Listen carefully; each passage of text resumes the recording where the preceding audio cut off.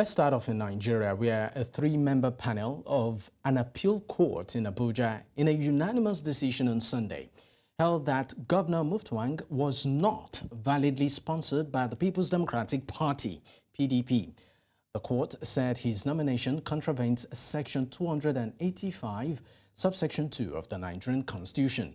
According to the panel, the appeal brought by Nanthawe Gashwe of the All Progressives Congress, APC, succeeds, as the issue of qualification was both a pre- and post-election matter under Section 177, subsection C of the Nigerian Constitution of the 1999 Constitution and Section 80 and 82 of the Electoral Act of 2022.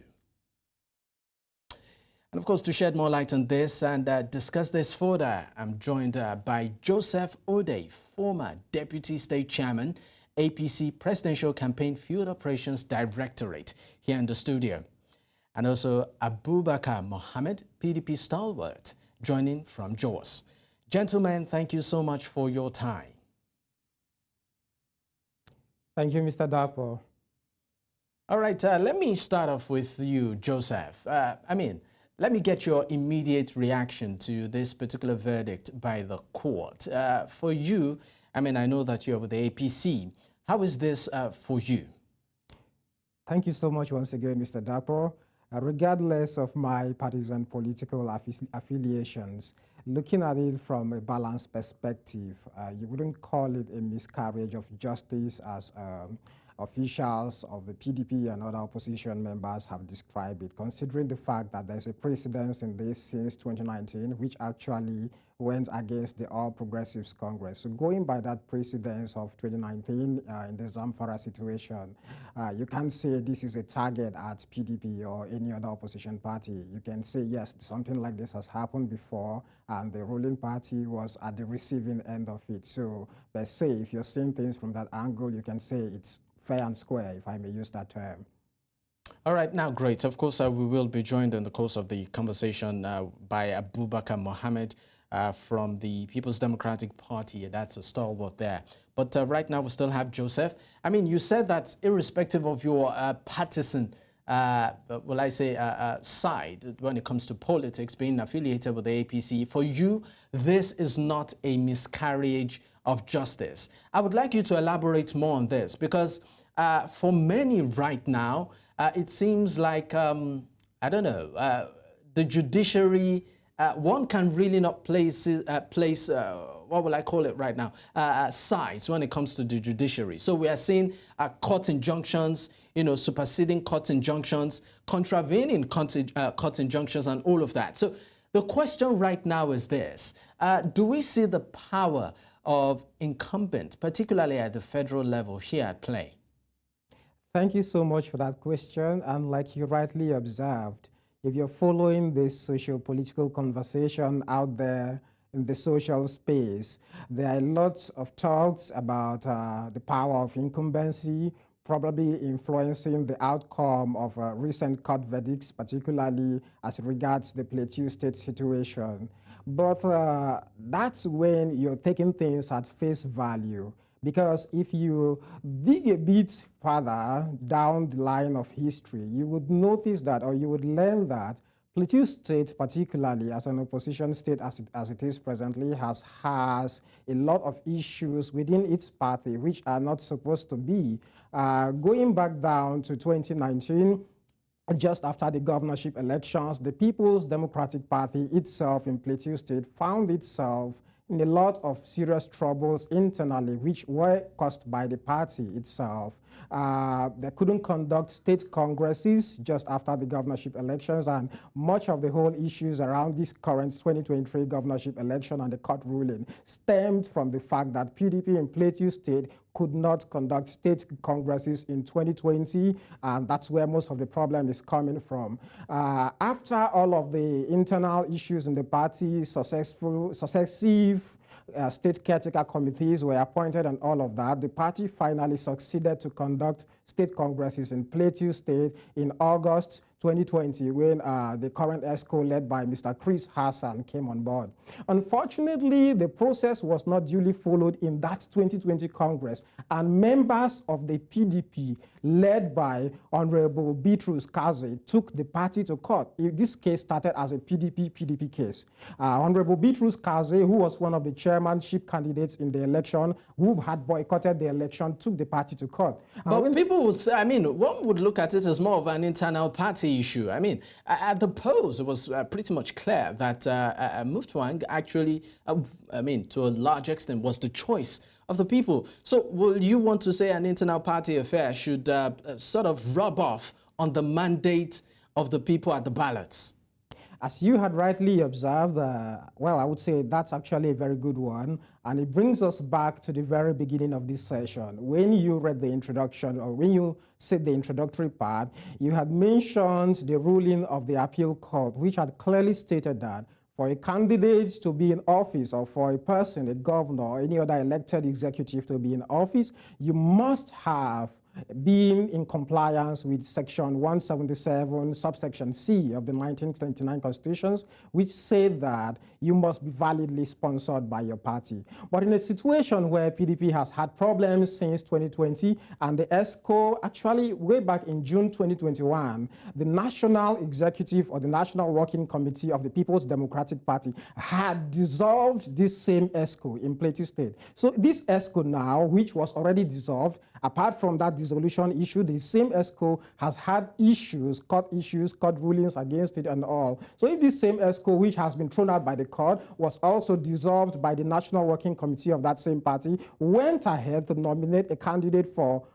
election, it clearly contravenes the provisions of Section 177, subsection C, which clearly stated that the candidate must be validly sponsored and nominated by his party. When the party in the very first place does not have the locus to nominate a candidate, it sort of tends to throw muddy water on the whole process, and that's what led to us being where we are today. And once again, I would like to take us back to 2019 Zamfara case. Then, because it was APC being the ruling party, much of this conversation did not come up. But there's a precedence for this. This did not just happen for the first time. Okay, there's been a judicial precedent, and it's like sort of following with that precedent of 2019. We are seeing the results right now. So rather than talk about APC meddling in the internal affairs of PDP using the power of incumbency and sort of, I think we should throw more light on the fact that the PDP itself is not in compliance with the provisions of the Constitution. I mean, you might, of course, want to state some of this facts, but also let's look at it from a broader perspective right now. We know what is happening in Kano State, and I mean, right now it seems like Nigerians have to grapple between what we see at the polls with, I mean, what seems to be the trend right now, court injunctions. So you're not comfortable with what you're seeing at the polls, and then you fight it at the court. And it seems like the ruling party, I'm still going to go back to that, seems to be having the upper hand at this. And it still beckons the question, because, I mean, the party, that's the APC, holds the knife and also holds the yam. What determines what, when, and how at this moment? Well, thank you for that question again. As we had mentioned earlier, there's a lot of conversation about all of this going on in the social space. But when you talk about APC wielding the power of incumbency, that's not the case, and it should be clear. When you go into the fact, it's clear that it's not the case. For example, I'd like to take us to Nasarawa State.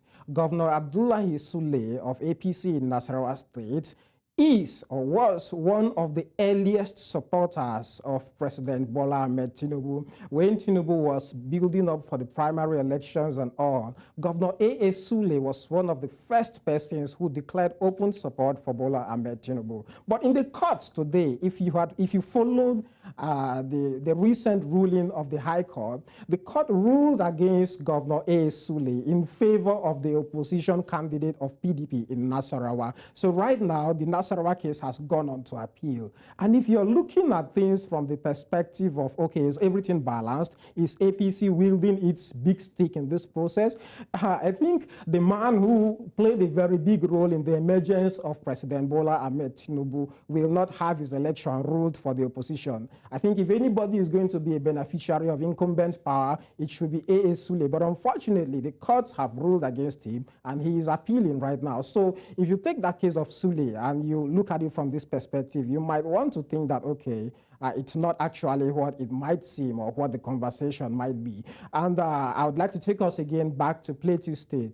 You know, sometimes when there's a court ruling, it sort of appears that the judiciary is forcing a different decision on the people. But apparently, that's what it seems to look like, because right now, for those in Plateau State who, of course, voted, and they voted the current governor, of course, who through this ruling has been told to return the certificate, and right now you are giving them another option. We saw what happened in Imo State, right? Unrest and all of that. I just want to know your perspective on this, particularly on the psyche of those, the residents of Plateau State who came out on election day. What the political future holds for them. Once this ruling eventually starts to take effect, what do you foresee happening in that state?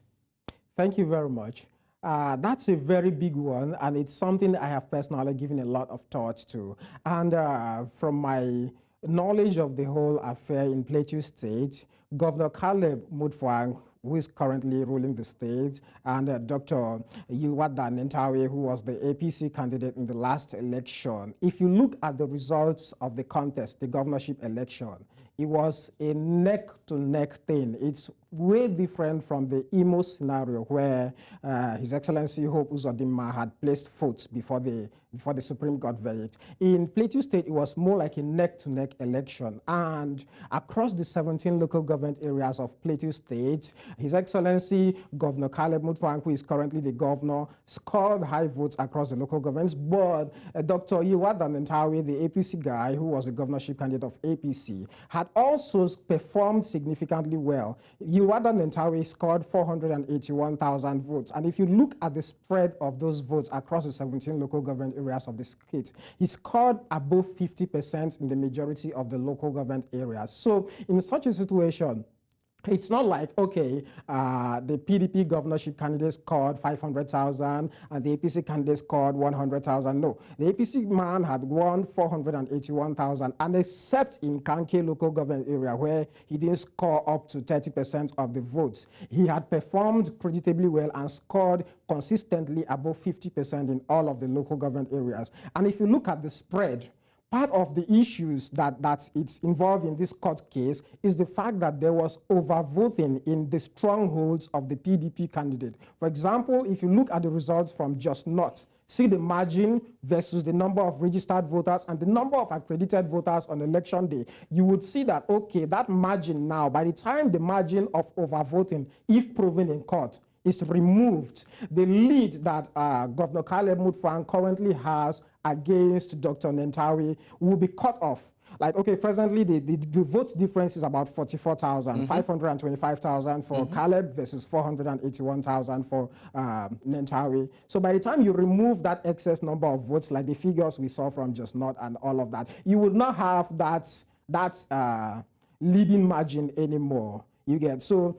There's that picture that, okay, Caleb had spread, but Nentawe had that equal number of spread. If you go down to the results, local government by local governments, in the local governments where APC didn't win, PDP won them. And in the local governments where PDP didn't win, APC won them. You get, so it's like a neck-to-neck thing. And it can't be said that, okay, it's the court just foisting this person on the people, because he is on ground. he got significant support, if not the majority of the support, once the overvoting thing is settled and all of that. So that case of a governor being a court governor, as we used to hear in the past, is not the case here in Plateau State if you look at the spread and at the results of the election, local government by local government.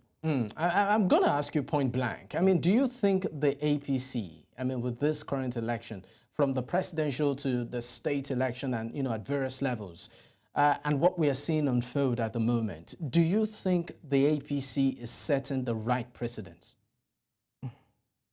Thank you for that question once again.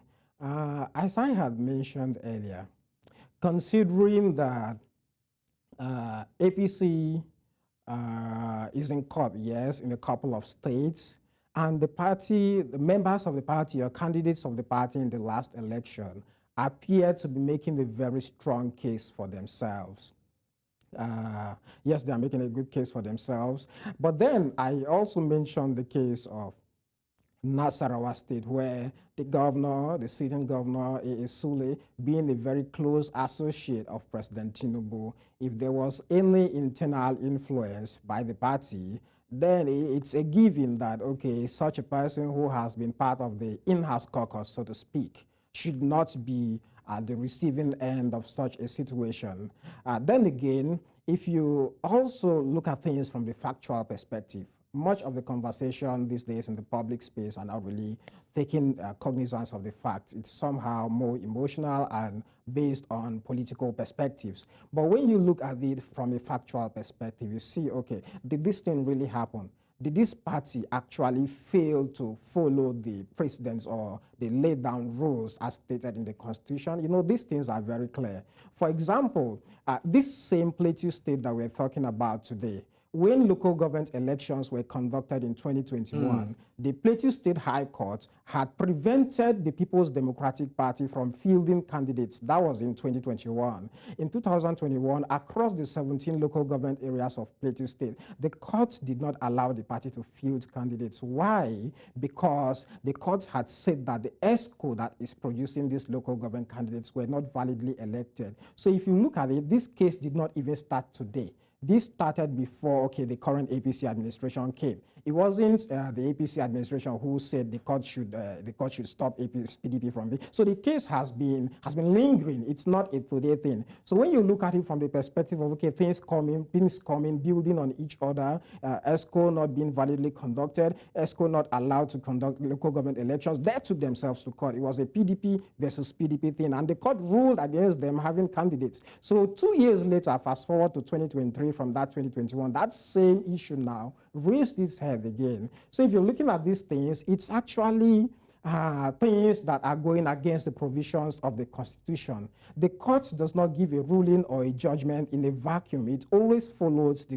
rulings or the provisions of the Constitution. The reason why I'm asking all of this is because right now it appears like Nigeria is drifting towards a one-party state.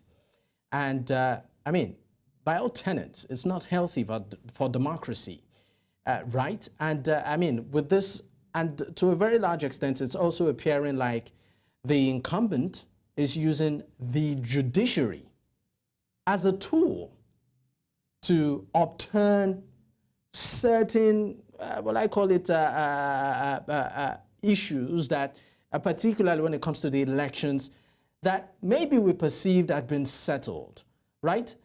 Now, in the interest of democracy, I'm still going to ask you, do you think your party, the APC, is actually acting in that interest? Okay, so that's a very sensitive question. And it's a sensitive point because, you know, a party, through its executive or any other arm, maybe legislative majority, is not supposed to interfere in the process of the judiciary. The judiciary, of course, is independent and all. And I believe that the All Progressives Congress as a party is not interfering in the court processes that are ongoing presently, which is why I keep referring to historical precedents. Okay, this thing happened before. Was Tinubu in office then? Did he influence this outcome? People say he's doing the most and all of that, but no, if you look at it critically, it's those loopholes the mistakes that's made by these other opposition people that is creating loopholes. the problems. Sorry, I want you to expand. What kind of loopholes?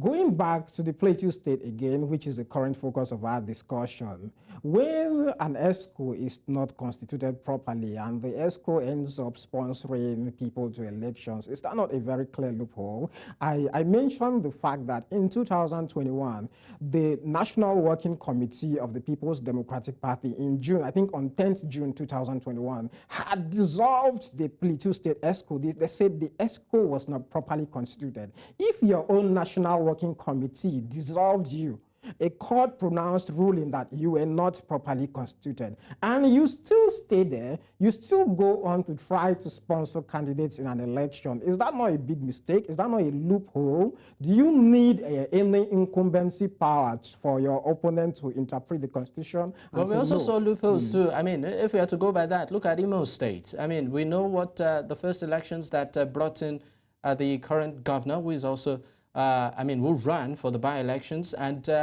eventually from, the fourth, he became the governor. So, how would you justify that vis-a-vis what is happening right now?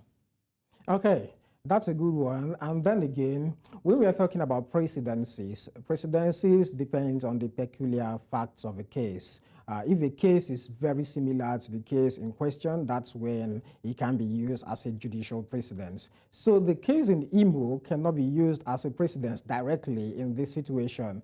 Yes, Governor Uzodinma had come from behind to be declared the winner of the election, per se, not because he had more votes than Governor Emeka Ihedioha, who was the winner then, but because of the internal processes of the elections and all. I'm not very familiar with the facts of that specific case, but of course, it was clear that the court did not declare him the winner. The Supreme Court then did not declare Uzodinma the winner because he had more votes. The court didn't say he had. It was based on the things that had been done wrong. And it's why I should say parties, especially if you're in the opposition, you have to make sure you do your things as it should be done. And even if you're the ruling party, you still have to follow the law and all of that. I cited the case of Zamfara in 2019 where, regardless of the fact that APC was the ruling party, the court took a wholesale decision and say all the candidates of APC are disqualified because the internal processes of the party were not adhered to. And PDP was the beneficiary of that decision from State House of Assembly through to reps, to Senate, and to governorship. It happened. The APC didn't blame anybody. I should say, went back home, re-strategized and all. So it should be the same thing. There was a very clear example for PDP to have seen already that, okay, if we don't do this thing well, see what happened to APC the last time. It could happen to us too. And the APC situation was the first of its kind. So PDP should have learned from it. But when you go and you repeat that same situation, that's like doing the same thing and expecting a different result. And no smart party or smart person should do that. Okay, well, I will still go back to asking you as regards the electoral process and, of course, the role of INEC in all of this. As a party person, would you say INEC in its own right has been fair and accountable, particularly when it comes to the expenses Nigeria actually did pump in into these particular elections? Well, that's a very big topic, and also there has been a lot of conversations around that. All of the fallout from the 2023 general elections have, for the most part, focused on INEC, and the complaints, especially from opposition quarters, is on the fact that much of the technology deployed by INEC for the election failed to justify the expense. Well, that's an internal INEC issue, although I read many updates from them, and I see that, okay, their internal in-house tech team at INEC has been up and doing, has been trying to make sure the right technology is in place and all of that. But at the same time, you cannot blame them for technology failure. Technology fails at times, which is why there's a provision in the Electoral Act that, okay, where technology does not support the whole process, you can go back, you can revert to the manual process for that instance. But at the same time, you cannot just berate INEC without giving it praise for the progress it has recorded so far. There's been a lot of technological progress in the process. We've gone from manual thumbprint of ballot materials without any form of technological enhancement to the whole tech-enhanced or tech-enabled process now, where it's very difficult for overvoting to happen, or it's very difficult for ghost and also the voters difficulty of the IREV, where of course we know that that was a major issue too. Yes, 100%. That was one of the biggest issues, in fact, points of conflict at the elections. But at the same time, like I said, technology is something, it's a work in progress. So I believe that as we go on, INEC is going to get its technology right, and the controversies from elections will be a lot less than it is presently. All right, now, before I let you go, what do you see becoming of the, will I call it, political landscape right now in Nigeria in the nearest future? As, of course, earlier mentioned that it appears like we're drifting towards a one-party system.